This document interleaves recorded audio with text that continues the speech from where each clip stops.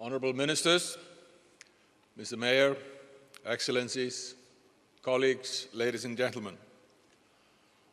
On behalf of the Director General of the FAO, Mr. José Graziano da Silva, I want to congratulate the Government of the Netherlands for convening this Global Oceans Action Summit for Food Security and Blue Growth.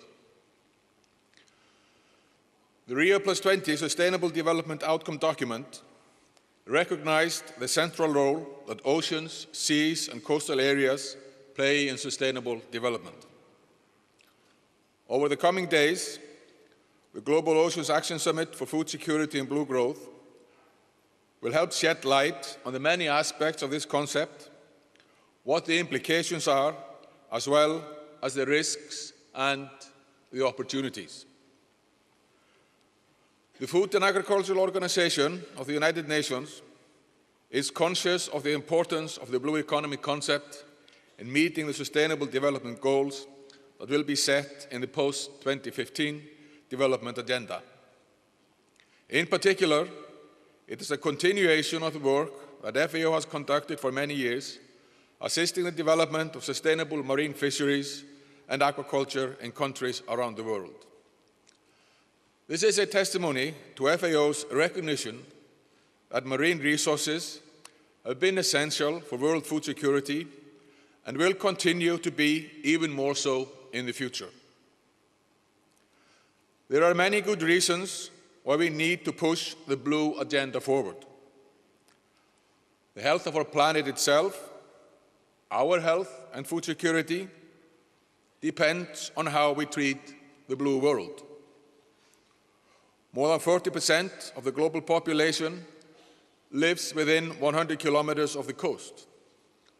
13 of the world's 20 megacities lie along the coasts. Nearly 700 million people live in low-lying coastal areas, less than 10 meters above sea level. The livelihoods of 12% of the world's population depends on the fisheries and aquaculture sector. But we cannot keep using marine and aquatic resources as if they were endless. Today, nearly 1/3 of global fish stocks are overexploited. And we cannot keep using our oceans as a waste pool. The Great Pacific Garbage Patch is a sad reminder of where our action, or perhaps inaction, has led us. By acting this way, we risk losing precious biodiversity. Over 80% of the 232 marine ecoregions reported the presence of invasive species, which is the second most significant cause of biodiversity loss on a global scale. The oceans hold many treasures that we simply cannot afford to lose. On the other hand, an ever-increasing world population will depend on the protein coming from marine and aquatic resources for food security.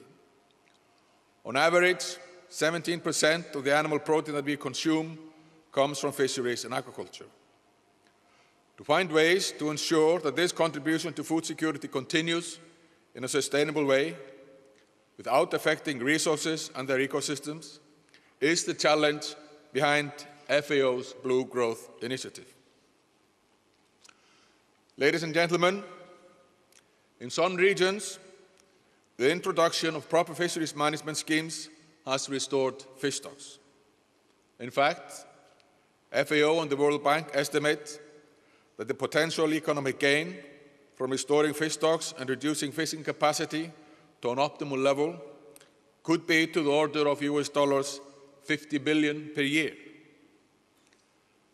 Despite the number of commitments and programs launched, overfishing and illegal, unreported and unregulated fisheries continue to be threats to sustainability, limiting the possibilities of growth. We need to take a step further. We need to do more individually, collectively, and we need to stimulate others as well. We need not only to commit, we need to act.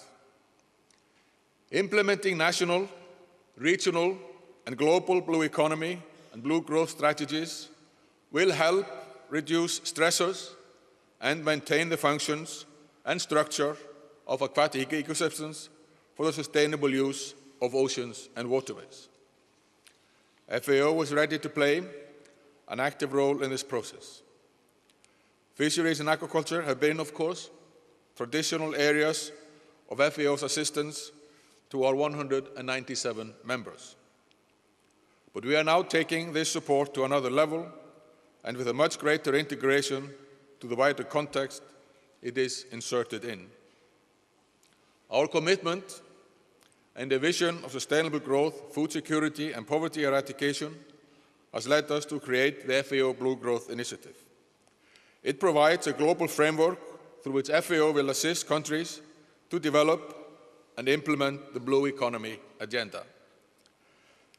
The initiative aims to foster partnerships and act as a catalyst for policy development, investment, and innovation in support of food security, poverty alleviation, and sustainable management of aquatic resources. To give substance to this commitment, FAO continues to work towards improvements in the state of fisheries. In particular, with and through our members, we work towards improved fisheries governance, and we seek to bring about ratification of the Post-State Measures Agreement by member countries after its endorsement 5 years ago, endorsement of the Flag State Performance Guidelines and the Small-Scale Fisheries Guidelines at the FAO Committee on Fisheries this summer, better tools against IUU fishing through the operationalization of the global record within the next 2 years, support and strengthen the regional fisheries bodies. Of these, strengthening regional fisheries bodies and their performances in order that fish stocks may be better conserved and managed remains the major challenge facing international fisheries governance. This is reinforced by concerns over the state of exploitation of many fishery resources, especially those that are exploited significantly in the high seas, including straddling and highly migratory oceanic species. The perceived lack of action by regional fisheries management organizations and their inability, in some cases, to stem stock declines should be viewed in the context of the obstacles that many are facing. A lack of political commitment by members of some RFMOs and unyielding positions incompatible with sound regional fisheries management have thwarted, if not stalled, efforts undertaken within some RFMOs to meet and address conservation and management challenges. Members must collaborate effectively, take difficult decisions, and implement effectively these decisions if they are to be successful, even though not all members have concurrent interests. The strong political will of the member states of each RFB must be the primary prerequisite for the effective role of regional fisheries bodies. And evidence of this will need to be accompanied by additional resources to permit them to undertake the necessary research, monitoring, control and surveillance, and other elements of effective management. These are major challenges and require not only political support of FAO's members, but also novel forms of intervention and partnerships to remove some of the constraints which impede real and sustainable progress. As I said earlier, we need not only to commit, we need to act. And this is why we need this Action Summit.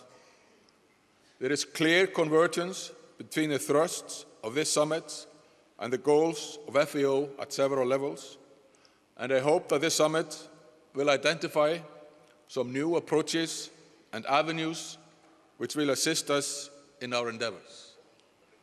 Ladies and gentlemen, to conclude, I want to emphasize that the blue economy is not an appendix to a sustainable development agenda. It is a central part of it, as has been clear since Rio+20. And we have no time to lose in tackling it.